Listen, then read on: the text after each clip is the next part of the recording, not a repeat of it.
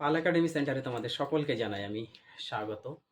আজকে ক্লাস 10 এর অঙ্ক বইয়ের কোষে দেখি 1.5 এই যে অধ্যায়, এই অধ্যায়টি যদি তোমরা বার করো অথবা তোমাদের বইয়ের পেজ নাম্বার 30 নাম্বার পেজ যদি বার করো, তাহলে সেখানে 12 দাগের বি নাম্বার এবং সি নাম্বার সেই অঙ্কগুলি দেখতে পাবে। আজকের এই টিউটোরিয়ালে তোমাদের 12 দাগের বি এবং সি এই অঙ্কগুলি সম্পূর্ণ বিস্তারিত এই টিউটোরিয়ালে আমি আলোচনা করব। যাই হোক, আমরা বেশি কথা বলবো না, আমরা সরাসরি চলে আসবো বি নাম্বারে। অ্যাকচুয়ালি অঙ্কগুলি কি করতে বলেছে সেটা আমরা একটু পড়ে নিই। বলেছে যে নিচের বিবৃতিগুলি সত্য না মিথ্যা, সত্য না মিথ্যা সেটা আমাদের লিখতে বলেছে। 1 নম্বরে যদি আমরা পড়ি, x² + x + 1 = 0 সমীকরণের বীজদ্বয় বাস্তব। বলেছে এই যে সমীকরণ, এই সমীকরণের বীজদ্বয় অ্যাকচুয়ালি কি বাস্তব, এটা সত্য না মিথ্যা, সত্য হলে সত্য, মিথ্যা হলে মিথ্যা। তাহলে সমীকরণের বীজদ্বয় বাস্তব কখন হয়, এই কথাটা কিন্তু তোমাদের মনে রাখতে হবে। একটি সমীকরণের বীজদ্বয় বাস্তব কখন হয়? মনে করো তোমরা করেছো শ্রীধর আচার্যের যে ফর্মুলাটি ছিল, সেই ফর্মুলার মধ্যে যে নিরূপক, নিরূপক কি ছিল?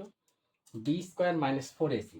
প্রথমে আমরা আগে একটু সমীকরণটা পাতিয়ে নিই। x² + x + 1 = 0।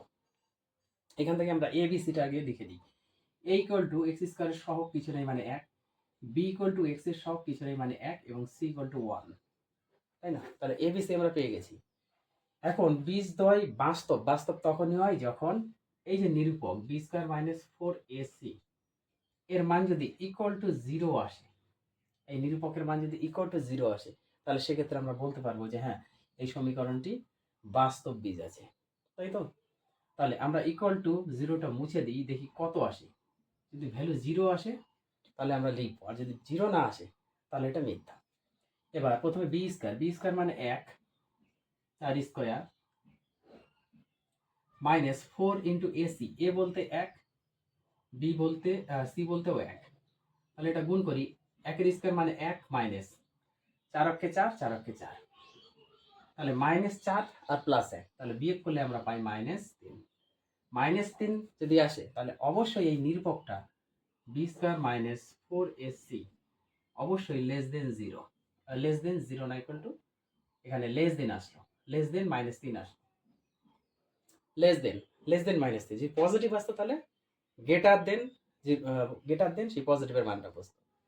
যেহেতু 0 আসে নাই সেহেতু আমাদের এই সমীকরণটা বাস্তব না, তাহলে এটা 1 নম্বর ইকুয়েশন হচ্ছে মিথ্যা। বোঝা গেল?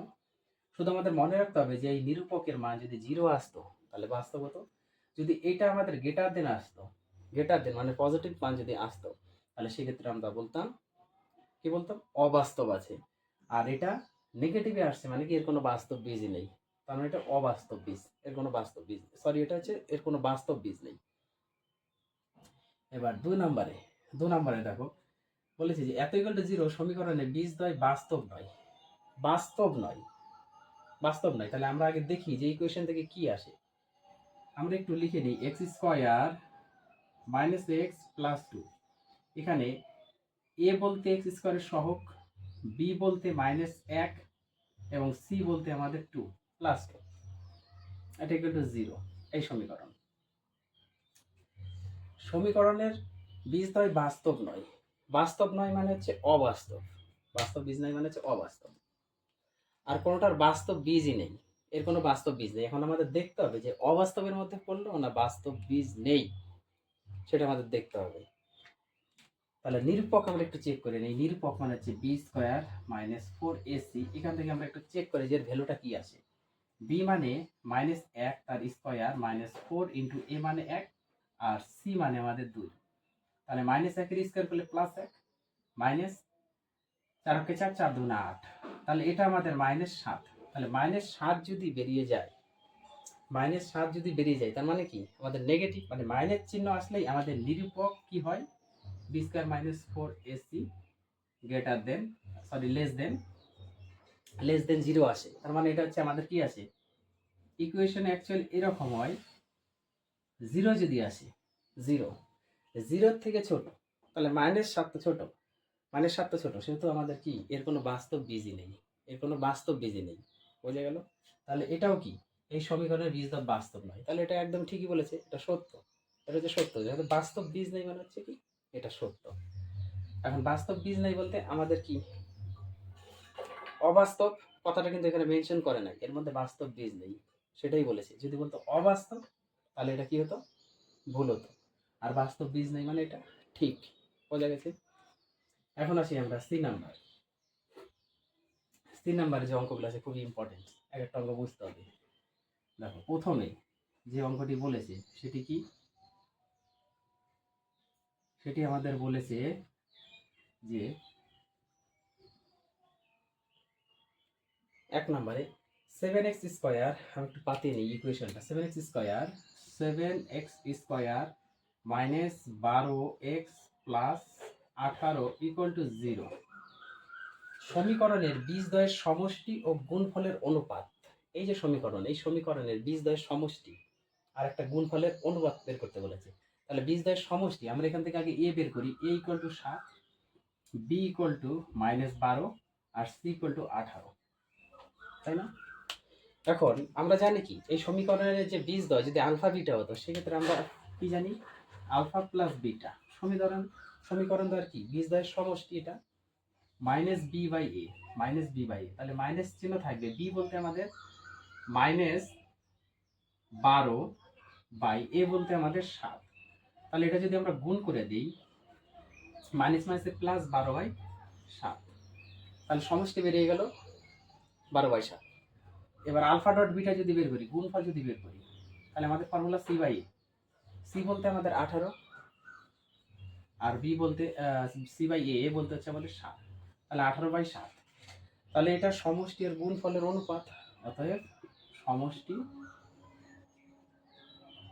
ও গুণফলের অনুপাত। তাহলে সমষ্টি মানে হচ্ছে আমাদের 12/7 ইস্টু গুণফল 18/7, নিচে নিচে 7 7 কেটে গেল, তাহলে থাকলো আমাদের 12/18। এটা যদি 6 দিয়ে কাটি, 6 দুগুণা 12, 3 6 18 সমান সমান 2:3। তাহলে 1 নম্বর অঙ্কের অ্যান্সার হচ্ছে 2:3। আশা করি বোঝা গেছে। এই অধ্যায়ের যারা প্র্যাকটিস করেছো তাদের কাছে কিন্তু এই মাল্টিপল চয়েসের কোশ্চেন যেগুলো আছে এগুলো কিন্তু অ্যাকচুয়ালি মাল্টিপল চয়েসেরই কোশ্চেন, এগুলো সমস্যা হবে না।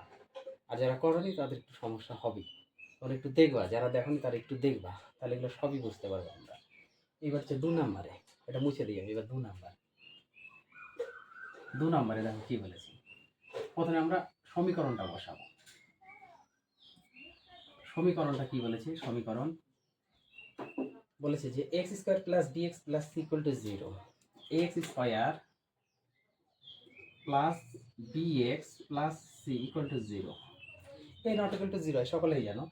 সমীকরণের বীজদ্বয় পরস্পর অনন্য হলে, তার মানে এই যে সমীকরণ, এই সমীকরণের বীজদ্বয় পরস্পরের অনন্য, তার মানে কি একটি বীজ যদি আমরা আলফা ধরি, সাপোজ এই সমীকরণে একটি বীজ যদি আমরা আলফা ধরি, তাহলে অপরটি 1/α, যেহেতু অনন্য বলেছে না, তখন আমরা এই সমীকরণ থেকে একটু এ বি সিটা আমরা সেপারেট করি। এ বলতে আমাদের এ, বি বলতে বি, আর সি বলতে আমাদের কিন্তু সি হবে। দেখো এক্স স্কোয়ার সহগ এ, এক্স এর সহগ বি, আর সি সি আছে, তাই না? এ বি সি আমরা আলাদা করে নিলাম। তখন আমরা কি জানি, আলফা বিটার গুণফল কি, আলফা ডট 1/α হচ্ছে বিটা, তাই তো? এটা হচ্ছে আমরা জানি ইকুয়াল টু সি বাই এ। তাহলে এখানে সি বলতে সি, এ বলতে আর কি মান বসানোর দরকার আছে? দরকার নেই। তাহলে আলফা আলফা যদি কেটে যায়, তাহলে 1 ইকুয়াল টু সি বাই এ, কোনাকুনি যদি আমরা গুণ করে দিই, এর নিচে কিছু নেই মানে 1, বা দিয়ে করো সি এর গুণ করলে সি সমান সমান এ। তাহলে এখান থেকে বলেছে অনন্য করলে সি এর মান কত হবে, সি ইকুয়াল টু এ হবে। বোঝা গেছে? তাহলে সি সমান সমান এ আসবে। এইবার আসি আমরা 3 নাম্বার সেম ওই ইকুয়েশনটাই আছে। সমীকরণের বীজদ্বয় পরস্পর অনন্য ও বিপরীত চিহ্ন যুক্ত হতে হবে। তোমাদের এখানে বিপরীত ঋণাত্মক দেওয়া আছে, দেখবে বইয়ের মধ্যে। বিপরীত ঋণাত্মক চিহ্ন হচ্ছে নেগেটিভ হলে এ প্লাস সি ইকুয়াল টু কত হবে সেটা আমাদের লিখতে বলছে। দেখো খুবই সোজা।